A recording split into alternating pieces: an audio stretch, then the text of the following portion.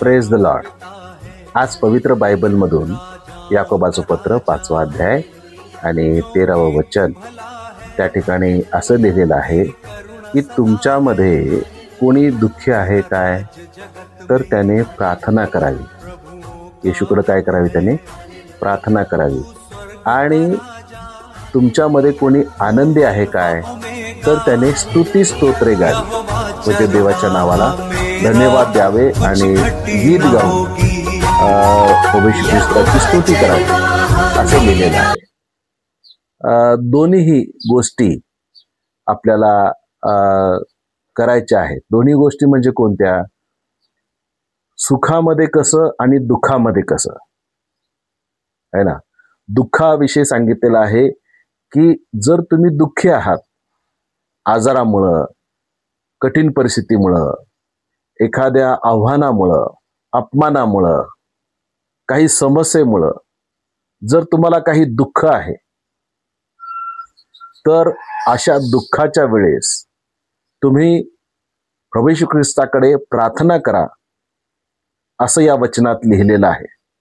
आणि या वचनाचा दुसरा भाग म्हणजे तुम्ही जर आनंदी आहात, जर देवाने तुम्हाला काही आनंद दिलेला आहे, है ना, एखादं काम चांगलं झालं आणि एखाद्या गोष्टीविषयी तुम्हाला आनंद झाला, तर त्यावेळेस काय करा म्हटलेलं आहे? तर त्यावेळेस परमेश्वराची स्तुती आणि स्तोत्रे गा. दोन्ही मनुष्याला सुख आणि दुःख या दोन्हीही अवस्थेतून जावंच लागतं, है ना. एक तर सुख असणार किंवा दुःख असणार. कधी कधी दोन्ही गोष्टी संमिश्र असतात. एका क्षणात सुख असतं, दुसऱ्या क्षणामध्ये दुःख असतं. तर मग बायबलमध्ये दुःखामध्ये तुम्ही प्रार्थना करा असं लिहिलेलं आहे, आणि सुखामध्ये काय करा? परमेश्वराची स्तुती आणि आराधना करा. ख्रिस्ती जीवनामध्ये प्रार्थना ही आध्यात्मिक श्वासोश्वासाप्रमाणे आहे. आध्यात्मिक श्वासोश्वासाप्रमाणे आहे. आणि ह्या दोन्ही गोष्टीमध्ये आम्ही दुःखामध्ये प्रार्थना आणि सुखामध्ये स्तुती आराधना करावी. बायबलमध्ये हन्ना नावाची स्त्री आहे आणि तिला दुःख होतं, है ना. तिला दुःख काय होतं की तिला मूल होत नव्हतं, ती वांझ होती. आणि तिच्या वांझ अवस्थेमुळे तिच्या मनामध्ये सुद्धा दुःख होतं आणि तिचे नातलग, शेजारी, इतर सुद्धा तिची अवहेलना करायचे, तिचा अपमान करायचे, आणि त्यामुळं तिला दुःख होतं. तिने त्या दुःखामध्ये काय केलं? जे तिला अपमान करत आहेत, दुःख देत आहेत, त्यांच्या विरोधात ती बोलत बसली नाही. तिच्या नवऱ्याला ती काही वाईट बोलली नाही, त्याच्यासोबत काही वाईट वागली नाही, किंवा स्वतःलाही दोष देत बसली नाही. तर तिने काय केलं माहित आहे का? प्रभू येशू ख्रिस्ताकडे गेली, चर्चकडे गेली, चर्चमध्ये गेली, है ना, देवाकडे गेली, आणि तिने तिथे रडून देवाला दुःख सांगितलं, प्रार्थना केली. आमेन. तेच आहे की दुःखामध्ये तिने काय केली? चर्चमध्ये जाऊन तिने प्रार्थना केली, आणि परमेश्वराने तिची प्रार्थना ऐकली, आणि शमूएल नावाचं बाळ तिला ते देवापाणी दिलेलं आहे. देवाने प्रार्थना ऐकली. आमेन. देव प्रार्थना ऐकतो, पण आम्ही प्रार्थना करतो का, असा प्रश्न आहे.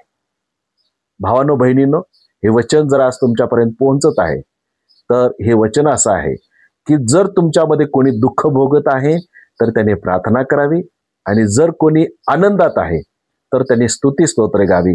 म्हणजे दोन्ही प्रसंगामध्ये आम्ही देवाकडं असणं आवश्यक आहे. Hallelujah, hallelujah.